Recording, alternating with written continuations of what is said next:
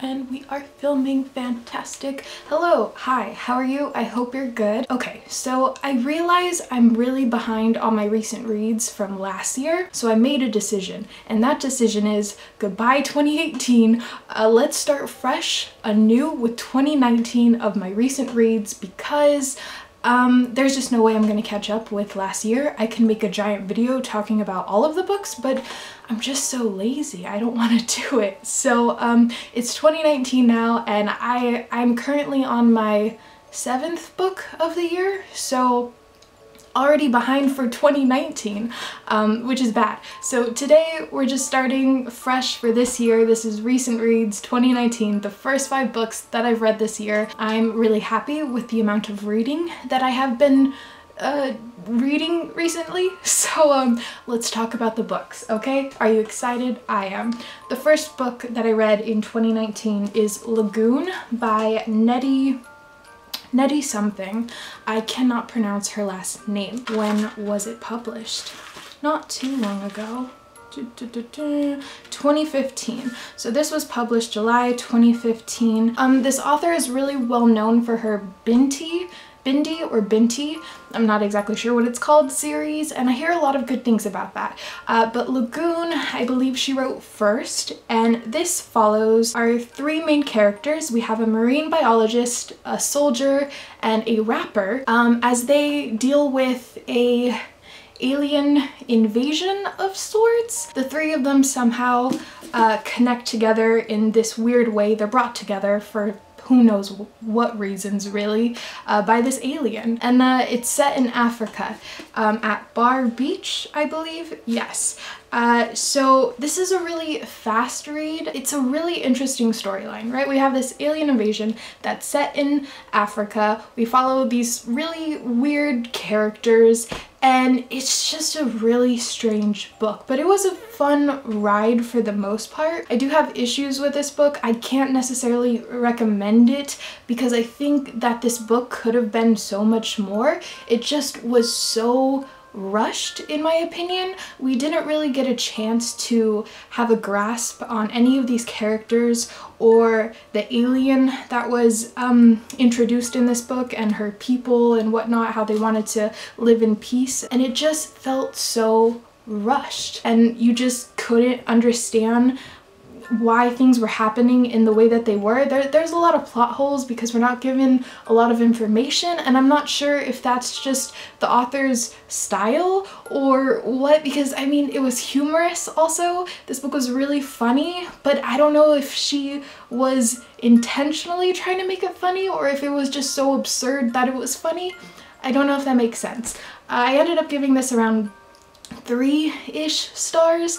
It was okay. I will never read it again. I don't know if I'm interested in her other series because her writing style is like, it's just so fast. I don't know. So after Lagoon, I read something that I was really excited for because I loved this author's previous book called Night Film by Marissa Pessel. When I first read that book a couple years ago, I think when I first started BookTube, I loved it so much. It was so thrilling and gripping. I couldn't put it down. It followed this cult filmmaker, and it was just so engaging, and so good. So I was expecting to love Special Topics in Calamity Physics by Marissa Pessel. This was published, I think, in 2006, so it was written quite a few years before Night Film, I think. This was disappointing though, very disappointing. But let me tell you a little about what this is about, or what it makes you think that it's about, but it's anyway. Okay, so we follow our main character, Blue. She's a young student who currently is moving around sort of like the country with her father, who's a teacher. So they move around a lot because her father teaches at different schools. Finally, they end up in this one area, and she starts going to this school where she ends up befriending a teacher. Her name is Hannah, I believe. Was it Hannah? It was Hannah. And when she befriends this teacher, she then becomes friends with Hannah's friends, which happen to be a bunch of students. So she becomes sort of involved in this clique in the school that's run by this teacher. which sounds really interesting. And then on top of that, the synopsis will tell you that this teacher dies, and there's a mystery behind that. What happened to this teacher? Were these students involved? Blah, blah, blah. With that being said, this book sounds so great, right? I mean, a school, a murder, a teacher, who did it, what happened? I must read it. It's a lie though. It's such a lie. This book is so different from that synopsis. I mean, it is that, but it's so much more. This book is more, it feels like it reads like a memoir of this character, and it's so pretentious and boring. And this book is so bizarre because it goes in places that you would have never expected this book to go. And I can't really say anything because of spoilers, but it is very out there, and it's very unbelievable because one half of the book feels like this, you know, school story, and then this other half of the book turns into something completely bizarre that just does not belong. It just does not belong. So I don't know how to feel about this book. I guess the writing style was interesting. I loved how she incorporated literature into this book. This girl was quoting books non-stop. I wanted so much more from this, and it's so disappointing. I would not recommend this. I would say skip it. If you enjoy night film, read something else by her. She has a young adult book, I think, called Neverworld Wake, which I'm interested in, but I don't know if that one's good either. So if you have read it, let me know. After that, I read Cup of Gold by John Steinbeck. Now, Cup of Gold is John Steinbeck's first published novel. This was published in, when was this published? Give me a date. 1929? Really? Or 1957? One of those two.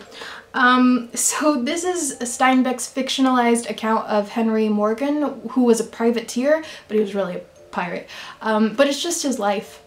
Beginning to end, you know? So that's basically it. But it's written in such a Steinbeck fashion that it's so wonderful, and I enjoyed it so much. It was so interesting to read this, knowing it was his first book, because it's just so great to see where his writing then went, you know, later on if you read Of Mice and Men or East of Eden or Grapes of Wrath or, you know, whatever you decide to read. It's so great to see his evolution. Oh, it was so wonderful, and I enjoyed this a lot. I would definitely recommend this if you are a fan of Steinbeck. I don't necessarily think it is the greatest historical fiction piece out there on just this sort of topic, but I really enjoyed it. It's such it just brought so much joy to me.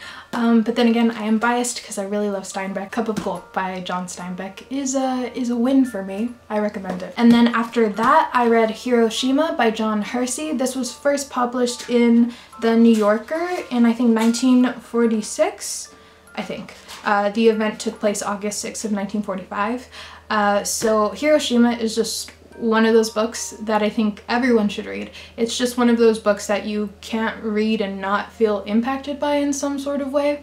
I think it's really important. It's just one of those books that everyone should read, you know? It's just read this. It's not an easy read by any means, but it's I don't have words. I can't say much on this. I don't feel like I could really say much on this, but I recommend it to everyone, so you should read this. The last book that I will be talking about today, the fifth book that I read this year so far, is The Tusks That Did the Damage by Tanya James. Look at this cover. It is such a gorgeous cover. I love the simplicity of it, or I don't know if it's that simple, but it's black and white, and then we have this text running down the elephant's trunk in just a yellow text. It's beautiful. This book was published a while ago. 2015. So 3-4 years ago now. I hadn't really heard anyone talk about this book, but I had seen it, I think, on Goodreads, and I just added it to my wish list sort of thing, and I was able to get a copy. So this was one that I prioritized to read, and I'm glad I did, because this was a really interesting story, though I do have some problems with it. But this follows 3 different characters and 3 different storylines. We follow a documentary filmmaker, we follow a poacher, and his older brother, and we follow an elephant. This elephant, the point of view of this elephant. The main story of this though is that this elephant and his mother are living in the wild when some poachers come and kill the mother and then take this small young elephant into captivity, and I think he's a part of a circus, and his name is known as the Gravedigger, I believe. Is that what? Yeah, Gravedigger. And over time this elephant retaliates, kills a lot of people, escapes, and is living in the wild. And when this elephant comes into contact with other humans, it kills people. So it's, among a lot of people in this area, it's feared. So we're following all these different storylines, and this elephant is at the center. And I thought that it was such a beautifully told story. We have this documentary filmmaker who is trying to shed light on this topic, on these elephants, on them being killed. And then we have the poacher side on, you know, they're not purposely doing it, but maybe some of them are doing it, well, some of them are awful people that are just doing it to do it, but some are doing it because they need to live, and that's the only thing that they can do. And then you have the elephant's point of view, and it's just, you feel for all of these characters somehow. I don't know how to describe it, but it was really interesting, and I enjoyed it a lot. Though I wish that there was more. I wish that there was so much more to the story. It's very short, it's very fast, and I felt that this book had so much potential to just hit so many more important themes that I wish it would have touched on, and it didn't. So I'm a little disappointed by this book, but overall I think it's really touching and moving and important to read about. So I really recommend The Tusk That Did the Damage by Tanya James. I highly enjoyed that one. Have you read it? Have you, I can't speak. Have you read any of these? Do you have any thoughts or opinions? I would love to hear from you in the comments below. I hope you all are having a wonderful day or night wherever you are, and I will see you in another video very soon. Bye.